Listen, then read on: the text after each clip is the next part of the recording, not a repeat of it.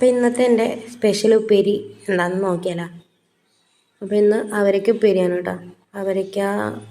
അവരയ്ക്കാന്ന് വെച്ചാൽ എന്താ പറയുക, നമ്മളതിന് അവരയ്ക്കാന്നാണ് പറയുക, ഇവിടെ എന്താ പറയുകയെന്നറിയില്ല. സംഭവം ഞാൻ കാണിച്ചു തരാം കേട്ടോ.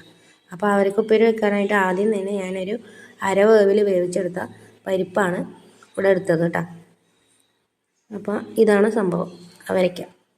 ഇവിടെ എന്താണ് പറയാമെന്നറിയില്ല കേട്ടോ, നമ്മൾ അവരയ്ക്കാന്ന് പറയുക. അപ്പോൾ ആ പരിപ്പിലോട്ട് ഈ അവരയ്ക്ക ചേർത്ത് കൊടുക്കുക.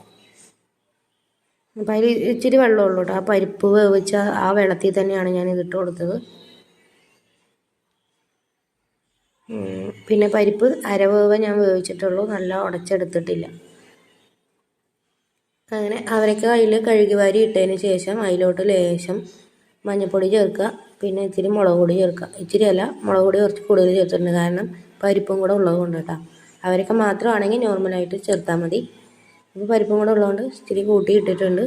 എന്നിട്ട് ലേശം ഉപ്പ് ഇട്ടിട്ട് നന്നായി ഇളക്കിയെടുക്കാം. ഇളക്കിയെടുക്കണ്ട, ഒന്ന് ഇളക്കിയിട്ട് അടച്ച് വെച്ച് വേവിച്ചെടുക്കാനാണ് കേട്ടോ. അപ്പോൾ ആ വെള്ളത്തിൽ തന്നെ ഇത് വെന്തോളും. ജസ്റ്റ് ആവിയിലും ഇത് വേവുന്നതാണ്, ഞാൻ ആ വേവിച്ച വെള്ളത്തിൽ തന്നെ ഇട്ടുന്നേ ഉള്ളൂ കേട്ടോ.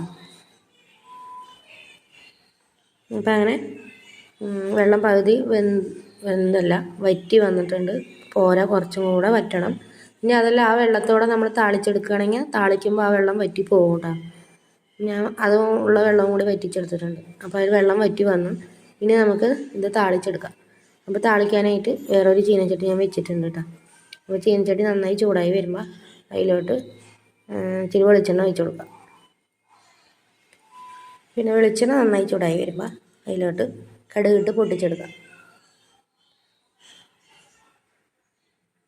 അപ്പോൾ കടുക് പൊട്ടി വന്നിട്ടുണ്ട്. ഇനി അതിലോട്ട് ഒരു 3-4 ചെറുള്ളി മുറിച്ചത് കൂടെ ചേർത്തിട്ട് കുറച്ച് കറിവേപ്പിലയും കൂടി ഇട്ട് നന്നായി ഒരു ബ്രൗൺ ഷെയ്ഡ് വരെ ഒന്ന് ഇളക്കി കൊടുക്കുക കേട്ടോ, താളിക്കുക.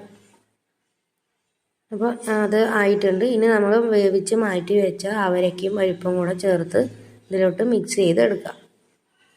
അപ്പോൾ നമ്മുടെ അടിപൊളി അവരൊക്കെ ഉപ്പേരി റെഡി ആയിട്ടുണ്ട്. ഇനി പരിപ്പില്ലാതെ ഇത് ഉപ്പേരിയാക്കി എടുക്കാം കേട്ടോ. അതേപോലെ തന്നെ വെള്ളം വറ്റിച്ചെടുത്തിട്ട് വെക്കാം, അല്ലെങ്കിൽ ആവി തന്നെ വേവിച്ച് വെക്കാം.